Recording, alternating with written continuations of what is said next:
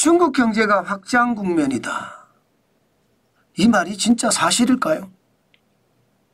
사실 우리가 언론에서 접하는 것을 보면 베이징이든 상하이든 선진이든 아니면 광저우도 마찬가지요.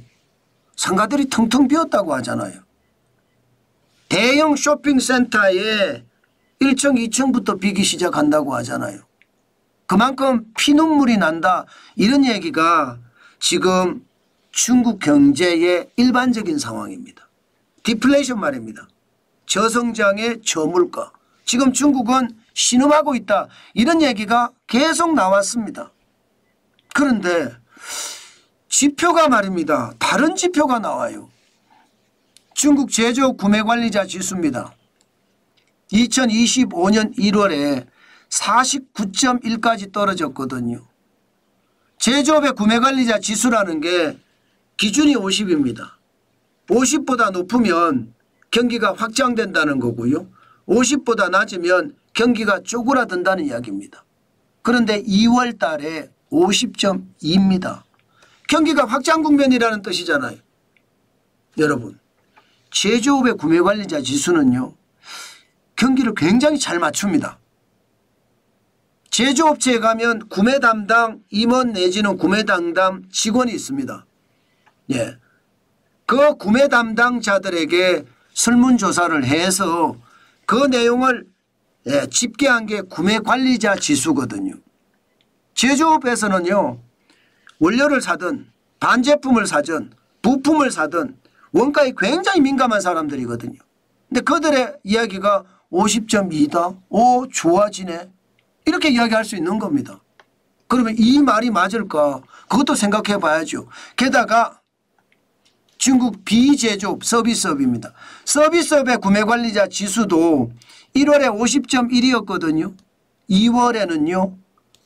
50.4로 늘었습니다. 작년 12월에 52.2가 1월에 50.1까지 떨어지면서 이 비제조업 서비스업에서도 이제 50이 무너질 거다. 그렇게 시장은 예상을 했어요. 그런데 그 예상하고는 영 다르게 중국의 제조업도 좋아지고 비제조업도 좋아지고 중국 경제가 좋아지는 쪽으로 방향이 틀어지는 겁니다. 그러면 여러분 이게 진짜 좋아질까요?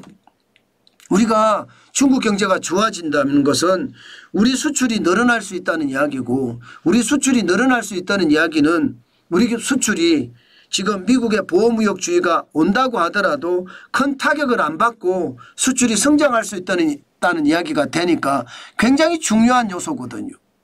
그런데 저는 이거 제가 분석하기에는요. 이게 중국 정부의 조작이다 이렇게 말하기보다는요. 제 느낌에는 중국에도 춘제가 있잖아요. 춘제가 우리 구정에 해당하는 겁니다. 춘제가 되면 오랫동안 쉬어요. 그러면서 고향 앞으로 해요. 고향 앞으로. 적어도 1억 명 가까이가 고향 앞으로 갑니다. 그러면 고향 앞으로 갈 때 빈손으로 못 가잖아요. 그죠? 뭔가 손에 바리바리 들고 고향 앞으로 갑니다. 그러면 손에 바리바리 들고 갈 때 그게 말입니다. 결국 제조업을 조금 낮게 하는 것은 아닌가. 저는 그렇게 분석을 하고요. 또 중국은 과시욕이 큽니다. 우리나라만 하더라도 이미 선진국 반열에 들어서고 나니까 뭐 너도 나도 바꿈지는 않잖아요. 그러니까 과시욕이 별로 옛날 같지 않습니다. 그런데 중국은 과시욕이 크니까 고향에 가서 친구들 모아서 야, 밥 한 끼 살게 하면서 다 끌어내서 밥 한 끼 사고 그러니까 서비스업이 좋아지는 것 아닌가. 쉽게 말하면 춘제 효과라는 거죠. 춘제 효과 때문에 이렇게 올라간 거다. 저는 그렇게 생각합니다. 때문에 이 지표를 보고 중국에 투자한다 이런 생각은 저는 안 했으면 좋겠다. 예, 그렇게 생각합니다. 그만큼 지금 상황이 나빠요. 중국 실제로 들여다보니까 생산자 물가가 12월에 마이너스 2.3%예요. 생산자 물가 도매 물가잖아요. 도매 물가가 마이너스입니다. 마이너스면 안 팔리기 때문에 깎아준다는 이야기거든요. 예, 그것도 도매 물건을. 경기가 나쁘다는 이야기예요. 경기가 좋으면요. 아무리 도매 장수라고 하더라도 더 비싸게 받겠죠. 더 비싸게. 안 팔리면 싸게 줘야 되는 거예요. 덤핑으로라도 넘겨야 되는 거예요. 예. 그러니까 그만큼 지금 도매 상황을 보면 안 좋습니다. 소매도 마찬가지입니다. 소매도 2024년 12월에 0.1% 소비자 물가가 올라갔어요. 소매 물가가. 0.1이면 찔끔 올라간 거잖아요. 찔끔. 시장의 기대치보다 낮았고요.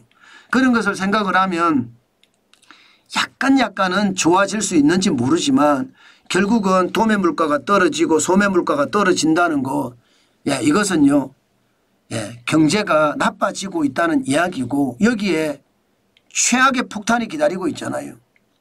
예, 기본적으로 트럼프 대통령 미국의 관세 폭탄은 중국에게도 치명타를 줄 겁니다. 현재까지 시진핑 중국 국가주석이 트럼프 대통령의 아예 무시 전략을 쓰고 있는데 이게 지표를 보니까 괜찮아 보이니까 무시 전략을 쓰고 있거든요. 그런데 이게 결국은 타격을 줄 겁니다. 중국도 수출 중심의 국가거든요.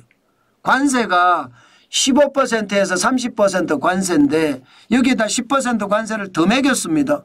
이제 거기에다가 또 10% 관세를 더 매겼습니다.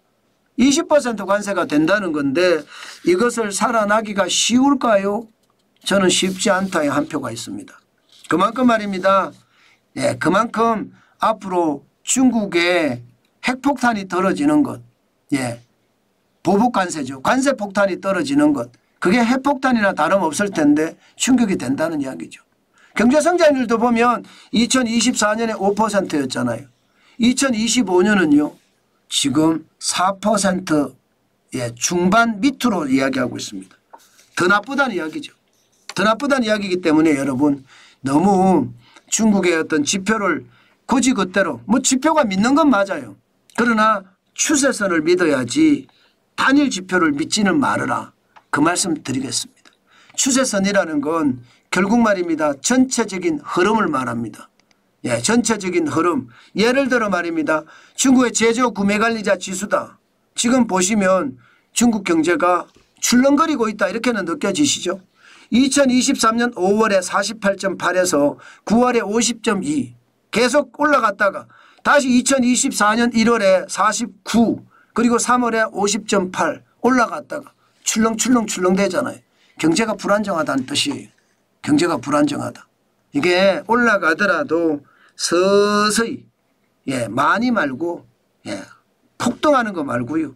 서서히 올라가는 게 건실한 성장이거든요. 저는 그것을 보면서 시장을 대응하셔야 되겠다. 그 말씀 오늘도 드리겠습니다. 굉장히 중요한 대목이다. 그 말씀입니다.